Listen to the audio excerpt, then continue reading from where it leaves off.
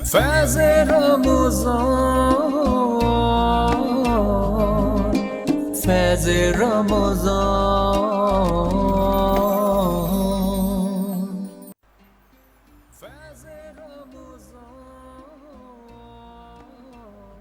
नाज़रीन, आप सब देख रहे हैं फैज़ रमज़ान। वक्फे के बाद हम एक बार फिर हाजिर हो गए। हमारा पैनल भी तब्दील हो गया, दूसरे मेहमानों ने हमें ज्वाइन किया, उनका तारुफ आपसे करवाऊंगी। लेकिन उससे पहले जो आपसे सवाल किया है वो आपको बताऊं। हज़रत ईसा अलैहिस्सलाम पर कौन सी आसमानी किताब नाजिल हुई? हज़रत ईसा अलैहिस्सलाम पर कौन सी आसमानी किताब नाजिल हुई? हमने 3 ऑप्शन आपको दिए हैं, नंबर 1 ज़बूर, नंबर 2 इंजील, नंबर 3 तौरात। आपने सही जवाब बताना है। आप हमारी फैज़ रमज़ान की लाइव इफ्तार ट्रांसमिशन में फेसबुक पर, ट्विटर पर, इंस्टाग्राम पे हमें ज्वाइन कर सकते हैं, कमेंट्स कर सकते हैं। उसके साथ ही यूट्यूब पर भी आप हमारा फैज़ टीवी नेटवर्क का चैनल सब्सक्राइब करके उसका हिस्सा बन सकते हैं, कॉल के ज़रिए भी शामिल हो सकते हैं। मैं अपने मेहमानों का आपसे तारुफ़ करवाऊँ। मेरे साथ मौजूद हैं मखदूम मोहसिन साहब, रहनुमा GDA हैं। उसके साथ ही मोहम्मद बिलाल कादरी जो कि नातख़्वां हैं। और आगाज़ करते हैं मखदूम साहब से। फिर अस्सलाम वालेकुम दोनों मेहमानों को खुशामदीद करूँगी फैज़ रमज़ान। कैसे हैं रमज़ान, कैसे गुज़र? अल्हम्दुलिल्लाह मैडम, अच्छा जा रहा है रमज़ान। अभी अच्छा, तक रमज़ान कुछ बहुत ज़्यादा सियासी नहीं हो गए? हालात इस तरफ चले गए हैं। मुल्क की बदकिस्मती है कि सियासी कशमकश और सियासी गहमा गहमी बढ़ गई है मुल्क में। और मैं समझता हूँ कि जिस तरफ से हमारे हालात जा रहे हैं तो बेहतरी तो नहीं, पर मैं समझता हूँ कि बेहतरी तो मुल्क में नहीं आई इतनी सालों के बाद। लेकिन मैं समझता हूँ कि आवाम में एक जज्बात और आवाम में एक रिएक्शन हमने कल देखा, जो कल रात आपने। अच्छा, इस रिएक्शन पे बात करते हैं क्योंकि माह रमज़ान है। मेरी कोशिश होती है जो हमारा और नाजरीन की फरमाइश है, इस वक्त मेहमान हमारे पास इस सेगमेंट में मौजूद होता है, उससे हम कुछ यादें शेयर करवाते हैं उसके पहले रोज़े की। मेरा पहला रोज़ा, उसके बारे में बताइए बचपन में कि वो पहला रोज़ा आपका कितना यादगार था? मुझे पहला रोज़ा तो मुझे याद नहीं कि कब मैंने रखा था। बाकी ये मुझे ज़रूर छोटे थे, यानी उन्होंने बता दिया अमूमन 7 साल की एज में रखते हैं। नहीं, बाकी ये मुझे याद है कि मैं 10 साल का था तो मैंने सारे रोज़े अल्हम्दुलिल्लाह रखे थे 30। और उसके बाद मुझे याद नहीं पड़ता कि मैंने ज़िंदगी में कोई रोज़ा छोड़ा है। बाकी ये मुझे कंफर्म याद है कि मैं 10 साल का था और 30 रोज़े मैंने कंप्लीट किए थे। बाकी उससे पहले एक साल कोई 8, 10 या 15 रोज़े भी रखे थे, पर पहला रोज़ा मुझे एग्जैक्टली याद नहीं है। बाकी ये मुझे याद है कि मैंने 30 रोज़े कब रखे थे। और शुरू के टाइम में तो ईजी होता था, रोज़े इतने मुश्किल नहीं लगते थे। और शुरू के टाइम में क्या यूँ बोले ना, बचपन में मज़ा शुरू आता मतलब था, बिल्कुल नहीं बिल्कुल बचपन में ईजी थे जब 10-12 साल के थे। अभी भी अल्हम्दुलिल्लाह सुकून है, इबादत करते हैं टाइम से। हालांकि जब नॉर्मल दिनों में जब दिन के टाइम में हम ज़्यादा लंच कर लेते हैं, हैवी खा लेते हैं, तो और तकलीफ़ हो जाती है इंसान को, मतलब वो थोड़ा तंग करता है लंच। अभी तो एक रूटीन बना हुआ है, नमाज़ें भी कोशिश करते हैं टाइम से अदा करें, इबादत भी करें और रोज़ा इफ्तार भी करें। लेकिन रूटीन आप बोल रहे हैं तो मैं ज़रा रमज़ानुल मुबारक में इस वक्त वाकई में आपका शेड्यूल पूछूंगी कि मसरूफियत, क्योंकि जब हम सियासत की बात करते हैं, अफ्तार डिनर्स भी बहुत सारे, फिर कुछ ना कुछ, जैसे मैंने आगाज़ में ही कह दिया, सियासी हलचल तो अभी हर जगह मची हुई है मुल्क में, तो किस तरह मैनेज तो कर लेते हैं। मैं बस एक चीज़ दोस्तों को अर्ज़ करूँगा कि जिसके अल्लाह रसूल भी इजाज़त देता है, आप रोज़े रखें, इफ्तार करें, लोग नमाज भी पढ़ते हैं, रोज़े भी रखते हैं, लेकिन इफ्तार के बाद अपने साथ जो जुल्म करते हैं ज़्यादा खा के, पकौड़े, समोसे, बहुत सारी चीज़ें खा के, यानी डबल खा के, फिर उसके बाद तबीयत ख़राब हो जाती है इंसान की। तो इफ्तार में थोड़ा सा लाइट रहम करें अपने आप पे, तो उनको इशा नमाज पढ़ने में भी आसानी होगी। फिर सैरी भले बंदा हैवी कर ले, लेकिन इफ्तारी में आप ज़्यादा, लेकिन वो भी इतनी हैवी ना कर ले कि यानी एक लेकिन वो फिर भी मैडम ठीक, 3 दिन का खा लें आप। नहीं, वो फिर भी सैरी जो है फिर भी इतना तंग नहीं करती, क्योंकि 6-8 घंटे हल्की फुल्की खाने पीने के बाद मिल जाते हैं। लेकिन आप फ़ौरन एकदम से जब आप 12 घंटे, 10 घंटे, 14 घंटे कभी कभी हो जाते हैं, आप रोज़ा रखते हो 13 घंटे, उसके बाद आप फ़ौरन जो है ज़्यादा हैवी खा लेते हैं, तो फिर वो आपको तंग करता है। फिर अक्सर लोगों की इशा नमाज भी मिस हो जाती है या फिर सोए रहते हैं, तो ये सेहत के लिए भी ठीक नहीं है।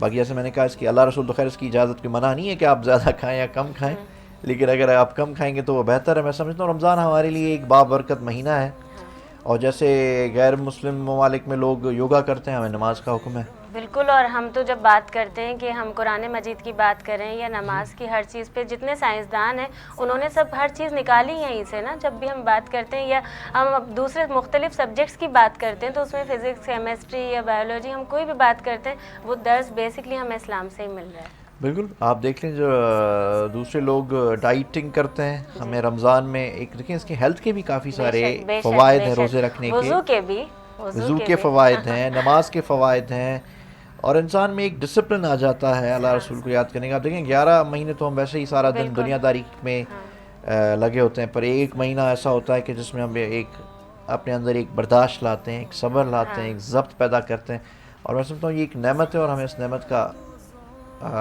فائدہ اٹھانا چاہیے. اچھا محسن, اگر میں یہ بات کروں کہ جس وقت ہم یہ عمل بھی کر رہے ہوتے ہیں, ایک طرف عبادت ہو رہی ہوتی ہے, جیسے آپ نے فرق بھی بتا دیا, میں یہ سمجھتی ہوں بہت اچھی بات ہے. سالہ سال جو نہیں ہو رہا وہ ماہ رمضان میں کی جا رہی ہے عبادت, نماز پڑھی جا رہی ہے. وہاں پر جو لوگ اسی چیز میں اچھائی میں برائی تلاش کر رہے ہوتے ہیں, تنقید کر رہے ہوتے ہیں کہ اب تو مساجد فل ہو گئی, اب دیکھیں اب ختم ہو جائے گا سلسلہ, ان کے بارے میں کیا پیغام؟ دیکھیں میں سمجھتا ہوں کہ دیکھیں نماز 5 وقت فرض ہے. اس کا یہ مطلب نہیں کہ صرف آپ رمضان میں نماز پڑھیں اور 11 مہینوں میں اپنا پڑھیں, بالکل ہے, لیکن طنز ہمیں نہیں کرنا چاہیے. اللہ نے کہا ہے کہ میں آپ شرک کے علاوہ جتنے آپ زمین آسمان گناہوں سے بھر لیں, لیکن اگر آپ توبہ طائب ہوں گے تو میں آپ کو معاف کر دوں گا. تو ہمیں ایک دوسرے کو جج کرنے سے پہلے ہمیں اپنے آپ کو دیکھنا چاہیے. ہم کسی اگر 5 انگلیاں, اگر 1 انگلی ہم کسی پہ اٹھاتے ہیں تو ہمیں یہ دیکھنا چاہیے کہ بقایا 4 انگلیاں ہماری طرف ہوتی ہیں. بے شک بے شک. تو میں نہیں سمجھتا کہ ہمیں کسی کا مذاق اڑانا چاہیے, لیکن یہ بھی ایٹ لیسٹ خدا نے ان کو توفیق دی ہے جو 11 مہینے نہیں کر پاتے, وہ اس بابرکت مہینے میں آ کے وہ عبادتیں کرتے ہیں یا پھر روزے رکھتے ہیں یا کچھ اچھے کاموں سے اپنے آپ کو برے کاموں سے روکتے ہیں اور اچھے کاموں کی طرف مائل ہوتے ہیں. تو دیکھیں بخشنے والی میرے رب کی ذات ہے. آپ کو یاد ہوگا ایک مولانا طارق جمیل صاحب کا میں ایک بیان سن رہا تھا, انہوں نے ایک کفل کا ایک واقعہ بتایا تھا, ایک مشہور واقعہ تھا کہ ایک شخص گناہ گار تھا, لیکن آخر وقت میں اس نے ایک ایسا عمل کر دیا اور لوگ تو اس کی جنازے اٹھانے کے لیے تیار نہیں تھے. ویڈیو وائرل ہوئی تھی, پھر اس پہ باہر لکھا گیا کہ دیوار پہ لکھا گیا کہ اللہ نے کفل کو معاف کیا. تو اللہ دلوں کا مالک ہے, اس کی نیتوں پہ نظر ہے, اور میں سمجھتا ہوں ہماری نیت درست ہونی چاہیے. پھر جو احکامات ہیں, عبادت کرنی ہے, نماز پڑھنی ہے, زکوٰۃ دینا ہے, وہ تو ایک ضروری ہے, لیکن اللہ تعالیٰ فرماتا ہے کہ حقوق اللہ میں معاف کر دوں گا, حقوق العباد بالکل بالکل. ہمیں اس چیز سے بہتر اوائڈ کرنا چاہیے کہ ہم کسی کی دل آزاری کریں, ہم کسی کا حق غضب کریں, اور بھی اس طرح کی چیزوں سے ہمیں گریز کرنا چاہیے. باقی گناہ گار ہم سب ہیں. نہیں, لیکن آپ نے نیتوں کا کہہ دیا نا, وہیں پر ابھی اس پہ سیاسی سوالات کی طرف بھی مجھے آنا ہے, لیکن میں آپ سے بلال درخواست کروں گی کہ نعت مبارک سنائیے.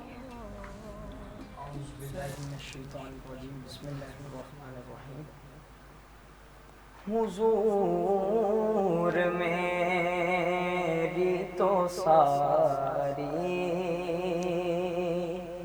بہار آپ سے ہے, حضور میری تو ساری بہار آپ سے ہے. میں بے قرار تھا, میں بے قرار تھا, میرا قرار آپ سے ہے. حضور میری تو ساری بہار آپ سے ہے, اور میری تو ہستی کیا ہے میرے غریب نواز, میری تو ہستی کیا ہے میرے غریب نواز.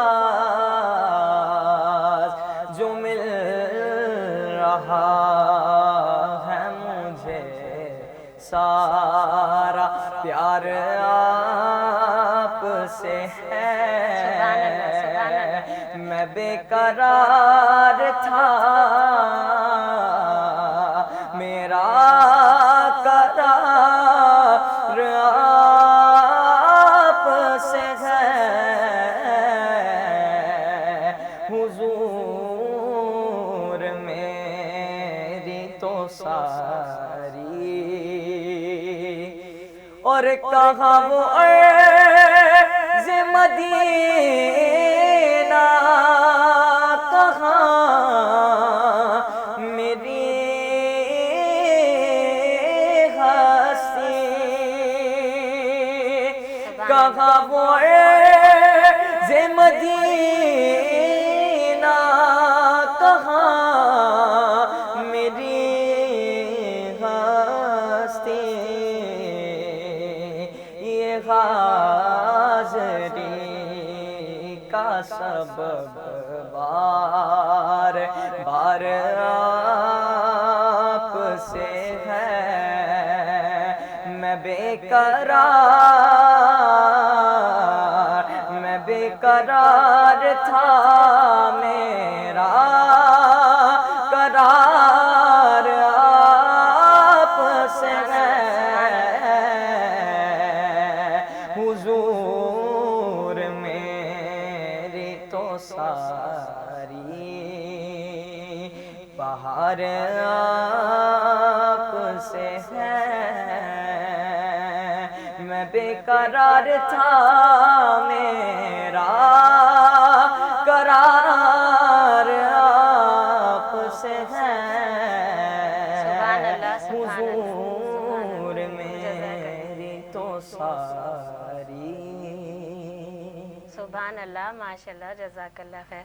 مخدوم محسن صاحب ہمارے ساتھ موجود ہیں، اور ایسا ہو نہیں سکتا کہ جب کوئی اگر پولیٹیشین یعنی سیاسی انسان ہو اور سیاست پر بات نہ کی جائے۔ میں نے آغاز میں ہی کہا، ویسے تو ملکی صورتحال جو ہم اس وقت دیکھ رہے ہیں، مخدوم کیا کہیں گے جہاں ہم بات کرتے ہیں کہ ہمارے ملک کو اتنے خدشات، یعنی جہاں دشمن تو ہے ہی باہر، لیکن اندرونی بھی بہت ساری چیزیں ہیں جس میں ہم یا تو اپنے کندھے دے دیتے ہیں نادانی میں اپنی، اور ہم سمجھ نہیں پاتے۔ ابھی جو صورتحال ہے اس میں ہم نے یہ بھی دیکھا کہ عمران خان صاحب جب بات بھی ہو گئی ساری، یعنی ووٹنگ کا، جب سڑکوں پر پی ٹی آئی کے سارے کارکنان جمع ہیں، وہاں پر کبھی اشتعال انگیزی میں کسی بھی تحریک کا پرچم نظر آتش کیا گیا۔ اسی کے ساتھ ساتھ افواج پاکستان کی جب ہم بات کرتے ہیں تو ان کے بارے میں خاصی تنقید، چاہے سوشل میڈیا پر ہو، چاہے ریلیز میں، مختلف جگہ، کیا کہیں گے اس بارے میں؟ عوام کو اس پروپیگنڈے کے اندر کتنا کتنا احساس کرنا چاہیے کہ یہ کیا ہو رہا ہے ہمارے ملک کے خلاف؟ دیکھیں، پہلی چیز یہ کہ کسی بھی پاکستان کی ایک تاریخ رہی ہے کہ آج تک کسی بھی وزیر اعظم نے اپنی مدت پوری نہیں کی۔ جی، یہ ایک فیکٹ ہے۔ اگر ہم 70 سالوں سے چلے جائیں، لیاقت علی خان سے لے کر آپ عمران خان تک چلے جائیں، اور پہلی چیز کہ اگر دیکھیں کہیں پہ بھی آپ اگر کسی کے ساتھ زیادتی کریں گے تو ظاہر ری ایکشن آئے گا۔ ابھی جو لوگ عمران خان صاحب کے ووٹ پہ آئے تھے، 170-72 جو ممبرز ان کے تھے، اب اگر انہوں نے اپنی وفاداری تبدیل کی ہے تو ان کا اصولی موقف یہ ہونا چاہیے تھا کہ وہ پہلے ریزائن کریں، اپنے بلبوتے پر ووٹس یعنی لیں۔ باہر والوں سے زیادہ جو ساتھ والے ہیں ان کی ذمہ داری، ان کی ذمہ داری تھی وہ ووٹس لے کر پھر اپنے مینڈیٹ سے لے کر پھر آئیں۔ ابھی مینڈیٹ ان کا ہے تو اس پہ ان کو رد عمل ہے کہ وہ یہ ہمارے مینڈیٹ پہ آئے ہوئے ہمارے حکومت کے خلاف ہو گئے لوگ، اور ان کا ایک اپنا انیشیٹو ہے۔ میں سمجھتا ہوں کہ اداروں کو متنازع نہیں ہونا چاہیے اور اداروں کو بیچ میں انٹروین بھی نہیں کرنا چاہیے، لیکن جس طرح سے آپ دیکھیں کہ عدالت نے وہ انٹروین کر کے فیصلہ دیا، ٹھیک ہے، وہ عدالت کا احترام ہم سب پہ واجب ہے، ہمیں احترام کرنا چاہیے، لیکن ہم یہ امید رکھیں گے کہ اب عدالت جس طرح سنڈے کو کھلی یا رات کو 12 بجے کھلی، کسی عام شہری کے لیے بھی عدالت اسی طرح سے یہ ایک ریلیف بڑا دے گی۔ اہم سوال چلا گیا، دیکھ لیں اس پلیٹ فارم سے۔ جی، بالکل، مطلب ایک مناسب ڈیمانڈ ہے ایز اے پاکستان کا شہری، میں یہ ڈیمانڈ کروں گا کہ جس طرح سے 12 بجے عدالت کھولی گئی، عدالت کا ہم آج بھی احترام کرتے ہیں، لیکن جس طرح سنڈے کو تالے کھولے گئے یا کل رات کو سب نے دیکھا کہ سیٹرڈے کو 12 بجے عدالت کے دروازے کھولے گئے، میں یہ چیف جسٹس صاحب سے یہ امید رکھوں گا کہ آئندہ کسی غریب کے لیے، کسی مظلوم کے لیے، جس طرح یہاں سندھ میں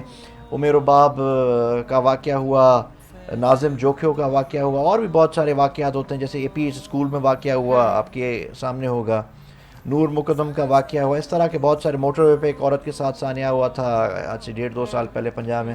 تو جب اس طرح کی کوئی ناجائزی ہوگی تو میں عدالتوں سے امید رکھوں گا کہ جس طرح سے سیاسی معاملات پہ انہوں نے فوراً فیصلہ سنا دیا، 1-2 دن میں بینچ تشکیل کر کے، وہ پھر عوام کو بھی اس طرح سے ریلیف دیں گے تاکہ عوام پھر اچھا دیکھیں جہاں کیونکہ جب یہ بات ہوئی ساری سیاسی ہلچل بھی ہوئی گرما گرمی وہیں پر ہم نے دیکھا پاکستان پیپلز پارٹی ہو پاکستان مسلم لیگ نون ہو انفیکٹ جو ایم کیو ایم پاکستان بہت ساری چیزوں میں ہو گئی تھی اور پھر حکومت کے ساتھ ساتھ تھی وہ ایک دم سب ایک ساتھ ہو گئے. جی ڈی اے کی میں اگر کردار کی بات کرتی ہوں تو اس کے بارے میں بتائیے کہ کیا پالیسیز رہیں اور کیا اہم کردار. ہم اینڈ تک عمران خان صاحب کے ساتھ کھڑے رہے.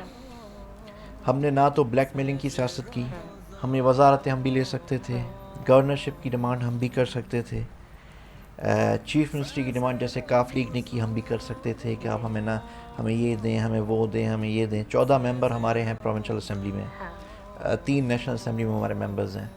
1-2 وزارت وفاق میں بھی ہمیں مل جاتی اور 2-3 وزارتیں ہمیں پروونس میں ہمیں بھی مل جاتی.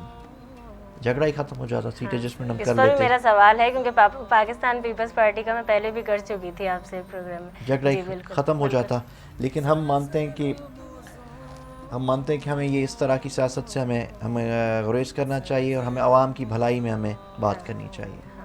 اچھا پاکستان پیپلز پارٹی کے ساتھ کیوں یعنی اتنے اختلاف کی بات کریں یا کیا بنی نہیں شروع سے, کیا وجہ ہے اگر میں جی ڈی اے کی بات کرتی ہوں پاکستان پیپلز پارٹی کے لیے؟ دیکھیں میں سمجھتا ہوں ان کے ساتھ ہمارا ایک نظریاتی اختلاف ہے. اچھا وہ شروع سے تو نہیں تھا, بعد میں ہوا؟ محترمہ کے ٹائم پہ نہیں تھا. محترمہ کے بعد جب سے محترمہ گئی ہیں ہمیں ان سے ایک نظریاتی اختلاف ہے کہ ہم چاہتے ہیں کہ وہ عوام کو ریلیف دیں. اب دیکھیں جو شہباز شریف صاحب جو ہمیشہ کہتے تھے کہ ہم پیپلز پارٹی کی قیادت کا پیٹ پھاڑ کر عوام کی طرف لے آئیں گے, آج ان کے ساتھ بیٹھے ہوئے ہیں. ایک موقف ہونا چاہیے, انسان کا ایک نظریہ ہونا چاہیے. لیکن یہ نظریہ اور موقف تو ہم نے کہیں پر بھی نہیں دیکھا نا, جہاں یعنی آپ جو ساتھ کھڑے ہونے کی حکومتی سطح پہلے جب بات ہوتی ہے تو وہیں کہیں ایسا نہیں لگتا کہ نظریہ اپنی ضروریات کے حساب سے یا مناسبت کے حساب سے تبدیل کر لیا گیا؟ دیکھیں پولیٹیکل گراؤنڈ ریالٹیز کو مد نظر رکھتے ہوئے فیصلے چاہیے تبدیل ہوتے ہیں, لیکن میں سمجھتا ہوں سیاست کو کاروبار نہ بنایا جائے. اور جس طرح کی دیکھیں آئین کی خلاف ورزی پہ اگر سپریم کورٹ نے ایکشن لیا تو سپریم کورٹ کو اس پہ بھی ایکشن لینا چاہیے تھا, یا لینا چاہیے جو لوگ پیسے لے کر جنہوں نے اپنی وفاداری تبدیل کی ہے, جو 14-15 ممبران ہیں. اور اس طرح کے, اور کل جیسے آپ سن رہے تھے ایم کیو ایم کی کچھ لوگ کہہ رہے تھے, میرا خالد مقبول صدیقی کی اسٹیٹمنٹ تھی کہ ہم نے سب سے زیادہ اس بار ہم نے منوایا ہے. نہیں اس پہ ایک اور سوال ہے, آپ اپنی بات مکمل کریں. انہوں نے کہا منوایا ہے, یا جس طرح سے میں سب کے جنرلی کہہ رہا ہوں, جیسے پرویز الہی صاحب نے ایک رات پہلے اسٹیٹمنٹ دی کہ میں اپوزیشن. شعر و شاعری بھی ہوئی ہے اس بار, تو وہاں پہ جب یہ سارا فیصلہ آیا ہے تو سیاسی جماعتوں کی طرف سے شعر و شاعری بھی, اس بار ماحول الگ تھا. اس بار میں جنرلی ایک چیز کہہ رہا ہوں کہ مطلب ہمیں بہتری کی طرف جانا چاہیے. ہمیں اسے بلیک میلنگ بارگیننگ کی سیاست سے دور ہٹ کر ہمیں اپنے عوام کی نظریات کو مد نظر رکھتے ہوئے ہمیں فیصلے کرنے چاہیے. دیکھیں لیٹس سی کس طرف. اچھا عمران خان صاحب نے یہ بھی تو کہا تھا کہ جو چوروں نے لٹیروں نے جو دولت پاکستان کی لوٹی ہے وہ بھی چاہے وہ باہر بھی ہو واپس آئے گی. وہ کچھ بتائیں نا, اس پر لوگ انتظار ہی کرتے رہ گئے لیکن وہ واپس نہیں آ سکی, بلکہ جو خزانے میں تھی وہ چلی گئی. دیکھیں ہمارا ایک سسٹم, ایک نظام خراب ہوا ہے. ایک شخص کے آنے یا جانے سے وہ ٹھیک نہیں ہو سکتا. پہلی چیز ہمیں ایک سسٹم کو ٹھیک کرنے کی ضرورت ہے. ہمیں پہلی چیز کہ اداروں کو پارلیمنٹ کے معاملات میں مداخلت نہیں کرنی چاہیے, پہلی بات. دوسری چیز جب دیکھیں قرضوں میں ایک ریپڈ ڈکریز آیا ہے.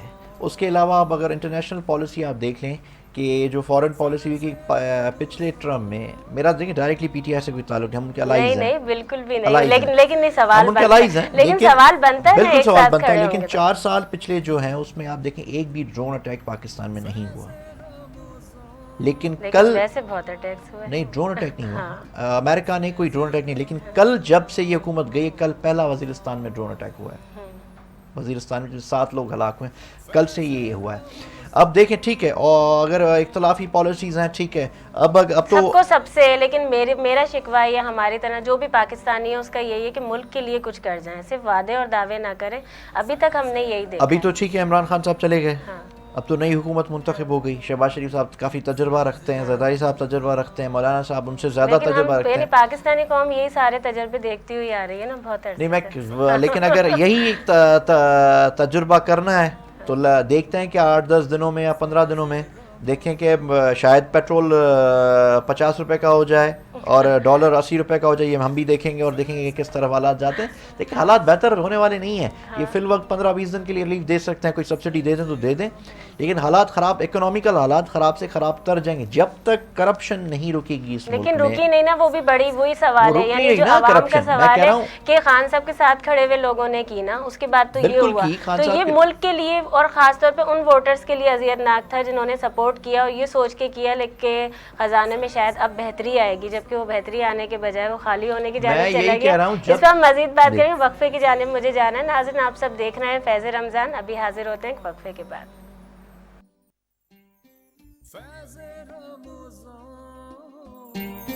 فیض رمضان,